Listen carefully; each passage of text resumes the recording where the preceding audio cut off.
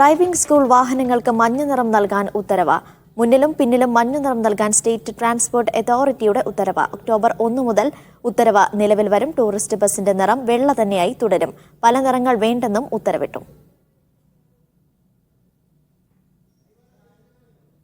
RB Sanoop കൂടുതൽ വിവരങ്ങൾ നൽകും. സനൂപ്, വിശദാംശങ്ങൾ.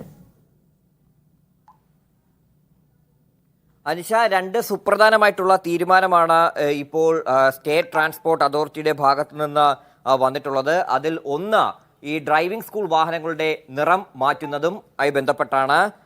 നേരത്തെ തന്നെ സ്റ്റേറ്റ് ട്രാൻസ്പോർട്ട് അതോറിറ്റി ഈ അജണ്ട ജൂലൈ 10 വന്നിരുന്നു. അന്നാണ് വിശദമായിട്ട് ഇക്കാര്യത്തിൽ ഒരു യോഗത്തിൽ വിശദമായിട്ട് തന്നെ ഈ പെറ്റീഷൻ എടുത്ത് ചർച്ച ചെയ്തത്. അതിൽ തന്നെ അന്ന് ഏകദേശ തീരുമാനം ഉണ്ടായിരുന്നു. അതായത് ഈ വാഹനങ്ങൾ എളുപ്പത്തിൽ തിരിച്ചറിയുന്നതിന് വേണ്ടി ഇത്തരത്തിൽ നിറം മാറണമെന്നുള്ള ഒരു തീരുമാനമാണ് എടുക്കാൻ വേണ്ടി ഉദ്ദേശിച്ചിരുന്നത്. അതിപ്പോൾ ഉത്തരവായിട്ട് പുറത്തിറങ്ങിയിട്ടുണ്ട്.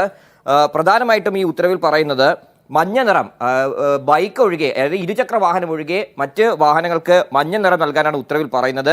മുന്നിലും പിന്നിലുമായിട്ട് ഈ നിറം നൽകാൻ വേണ്ടി തീരുമാനിച്ചിട്ടുണ്ട്. അതായത് ബോണറ്റ്, വാഹനത്തിന്റെ ഫ്രണ്ടിലെ ബോണറ്റ്, അതുപോലെ തന്നെ ബമ്പർ, അതുപോലെ പുറകുവശത്തെ ഡിക്കിയുടെ ഡോറ്, ഇവിടെ ഈ മൂന്നിടത്തായിട്ടാണ് മഞ്ഞ നിറം നൽകാൻ വേണ്ടി നിലവിൽ ഈ ഉത്തരവിൽ പറയുന്നത്. ഈ ഉത്തരവ് ഒക്ടോബർ 1 മുതൽ പ്രാബല്യത്തിൽ വരുമെന്നും സ്റ്റേറ്റ് ട്രാൻസ്പോർട്ട് അതോറിറ്റി ഇറക്കിയ ഉത്തരവിൽ പറയുന്നുണ്ട്.